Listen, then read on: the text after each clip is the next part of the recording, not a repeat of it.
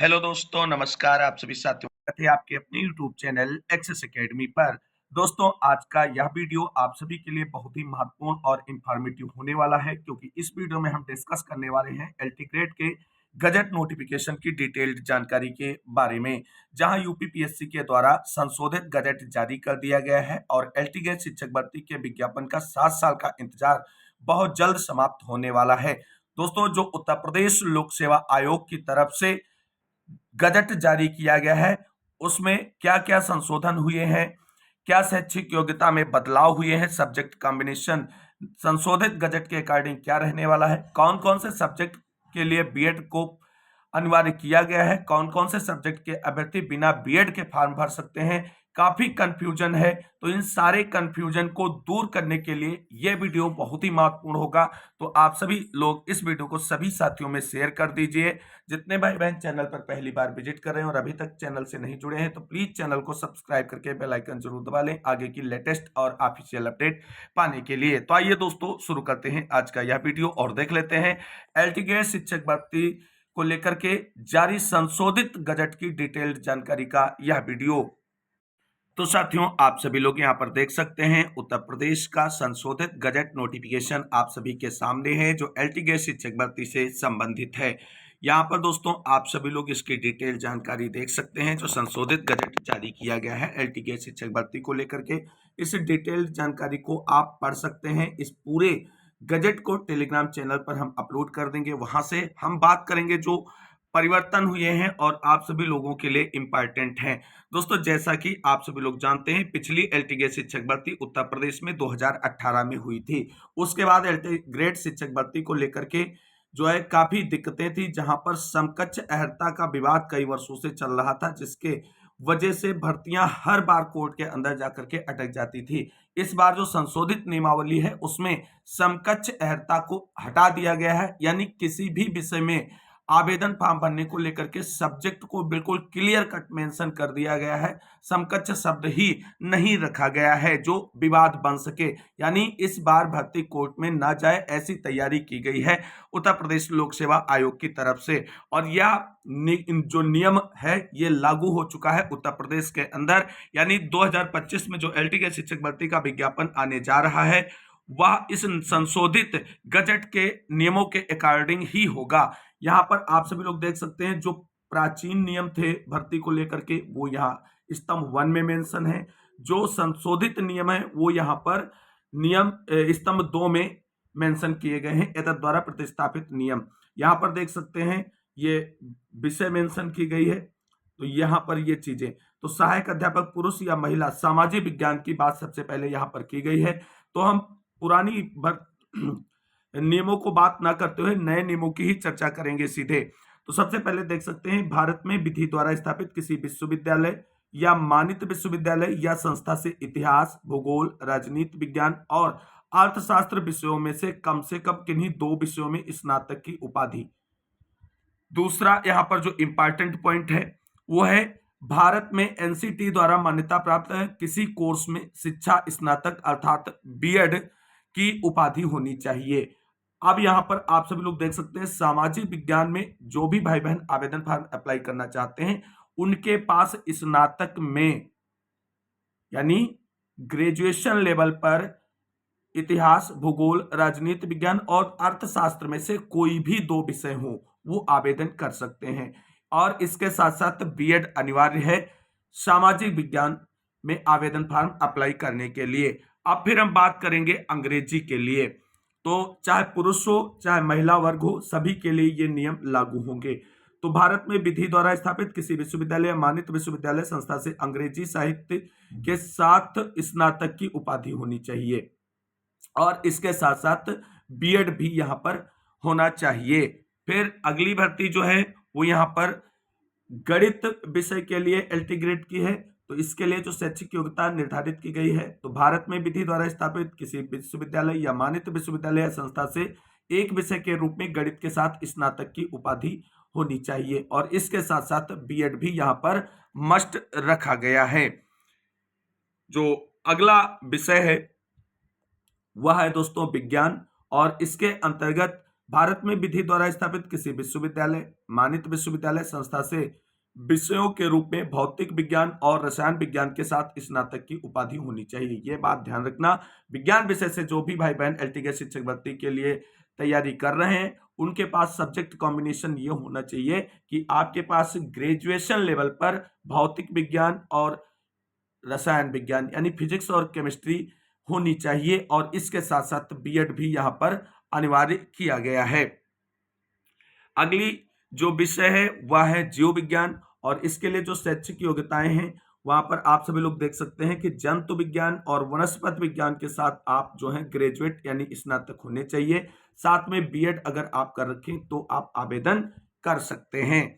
अगली जो सब्जेक्ट है वो आप सभी के लिए हिंदी है, और इसको लेकर के भी बहुत डाउट रहते हैं। तो यहाँ पर आप सभी को बता दें, एक विषय के रूप में हिंदी स्नातक और एक विषय के रूप में संस्कृत के साथ इंटरमीडिएट, यानी हिंदी आप स्नातक में हिंदी होनी चाहिए और इंटरमीडिएट में संस्कृत होनी चाहिए, अथवा संस्कृत अगर इंटरमीडिएट में नहीं तो और क्या लागू होगा, उत्तर प्रदेश संस्कृत शिक्षा परिषद से उत्तर मध्यमा परीक्षा उत्तीर्ण होनी चाहिए।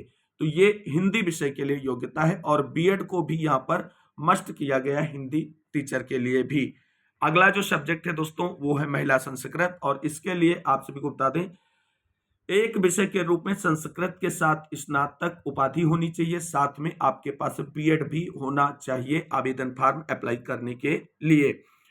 अगली जो विषय है दोस्तों वो आप सभी लोग यहाँ पर देख सकते हैं, उर्दू है, और यहाँ पर उर्दू में आप स्नातक होने चाहिए। समकक्ष शब्द का कोई मेंशनेशन नहीं है संशोधित नियमों में, और इसके साथ साथ बीएड भी यहाँ पर जो है मान्य किया गया है। और अगली भर्ती दोस्तों फारसी की है, इसको लेकर के भी आप सभी लोग देख सकते हैं, स्नातक में फारसी होना चाहिए, साथ में बीएड भी आपका होना चाहिए। और अरबी विषय के लिए अरबी से स्नातक होना चाहिए और बीएड भी यहाँ पर किया होना चाहिए। और अगली भर्ती दोस्तों यहाँ पर आप सभी लोग देख सकते हैं, जो है पाली, गुजराती, पंजाबी, बंगला, मराठी, असमिया, उड़िया, कन्नड़, कश्मीरी, सिंधी, तमिल, तेलुगु, मलयालम और नेपाली जो है, इसके लिए जो शैक्षिक योग्यता है, तो जिस विषय में आप स्नातक हैं और उसके साथ साथ बीएड हैं, तो आप उस विषय के लिए आवेदन फॉर्म अप्लाई कर सकते हैं।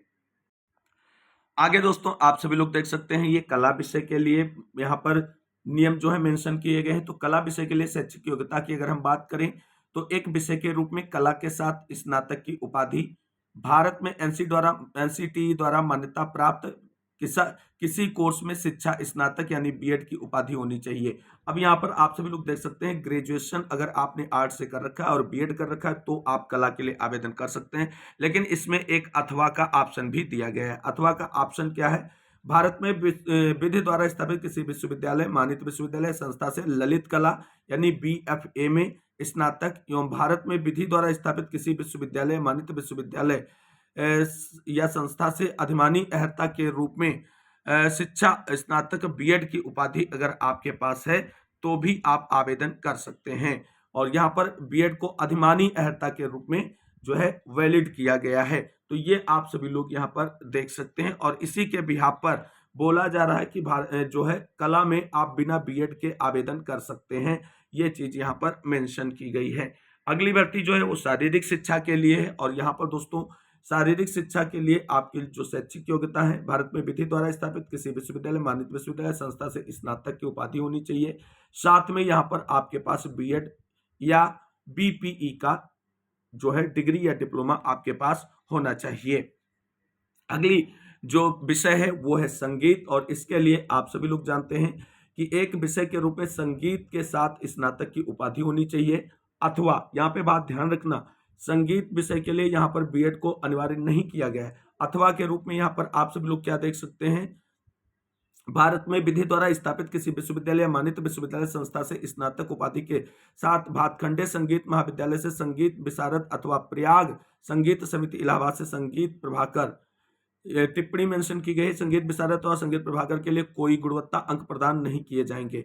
यहाँ पर यह बात ध्यान रखना है कि कोई भी यहाँ पर गुणवत्ता अंक प्राप्त वेटेज नहीं मिलेगा आपको, अगर आप ये डिग्रियां लगाते हैं, लेकिन मान्य कर ली जाएंगी। दूसरा पॉइंट है, भारत में किसी भी कोर्स में स्नातक यानी बीएड जो है शिक्षा स्नातक को कहा जाता है और वो भी होना चाहिए।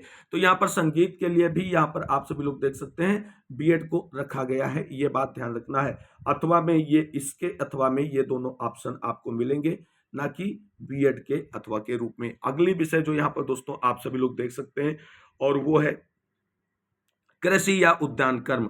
और इसके लिए आप सभी लोग देख सकते हैं भारत में विधि द्वारा स्थापित किसी विश्वविद्यालय मान्यता विश्वविद्यालय संस्था से कृषि या उद्यान कर्म में स्नातक उपाधि होनी चाहिए, यानी एजीबीएससी यहाँ पे होना चाहिए। इसके साथ साथ भारत में एनसीटी द्वारा मान्यता प्राप्त किसी कोर्स में शिक्षा स्नातक यानी बीएड की उपाधि होनी चाहिए। और अगला जो है वो वाणिज्य अर्थात कॉमर्स विषय के लिए क्या नियम है, तो यहाँ पर आप सभी लोग देख सकते हैं कॉमर्स से आप स्नातक होने चाहिए और इसके साथ साथ बीएड भी आपका होना चाहिए।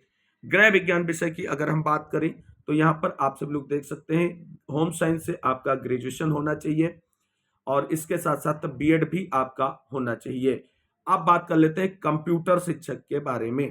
तो कंप्यूटर शिक्षक में भर्ती के लिए जो नियम निर्धारित किए गए हैं वो यहाँ पर आप सभी लोग देख सकते हैं भारत में विधि द्वारा स्थापित किसी विश्वविद्यालय मान्यता विश्वविद्यालय या संस्था से बीटेक या बीई कंप्यूटर विज्ञान में अगर आप हैं आवेदन कर सकते हैं।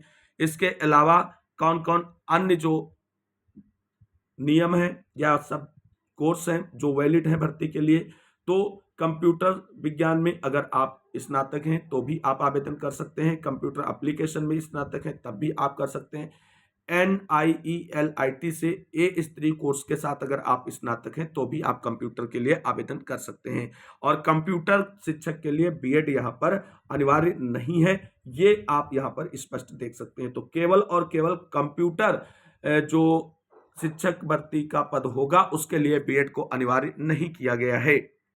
अन्य विषय जो कंप्यूटर के लिए अप्लाई किए गए हैं वो है बीटेक या कंप्यूटर विज्ञान में स्नातक और एमसीए कंप्यूटर विज्ञान में स्नातकोत्तर वाले भी आवेदन कर सकते हैं। दूसरा पॉइंट यहाँ पर कहा गया है कि भारत में एनसीटी द्वारा मान्यता प्राप्त किसी कोर्स में अधिमानी अहर्ता के रूप में शिक्षा स्नातक बीएड होना चाहिए, यानी यहाँ पर जो बीएड है वो अधिमानी अहर्ता के रूप में मेंशन किया गया है, अनिवार्य योग्यता के रूप में नहीं। तो आप सभी लोगों ने यहाँ पर देखा है कि दो विषय ऐसे हैं जहां पर बीएड अनिवार्य योग्यता के रूप में नहीं है, एक तो कला है और दूसरा आपका कंप्यूटर है। यहाँ पर अधिमानी अहर्ता के रूप में बीएड को मेंशन किया गया है। अगली जो विषय है वो है मानव विज्ञान। इसके लिए आप मानव विज्ञान में स्नातक की उपाधि के साथ साथ बीएड कर रखे हैं तो आप आवेदन कर सकते हैं। और अगला विषय जो यहाँ पर आप सभी लोगों के लिए है वो है सिलाई। इसके लिए फैशन डिजाइनिंग में अगर आपने स्नातक कर रखा है और साथ में बीएड का कोर्स आपने कर रखा है तो आप इसके लिए आवेदन कर सकते हैं।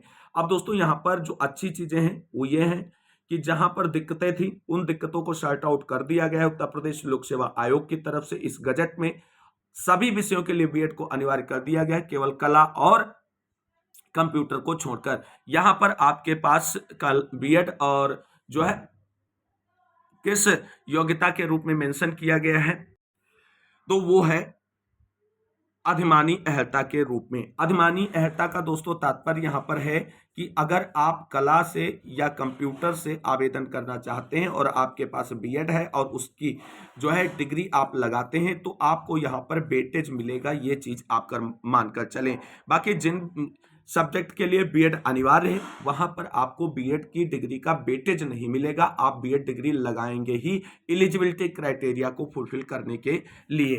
तो ये डिटेल्ड जानकारी आप सभी लोगों के लिए बहुत ही हेल्पफुल साबित होगी आगामी जो भर्ती आने वाली है आप सभी के लिए।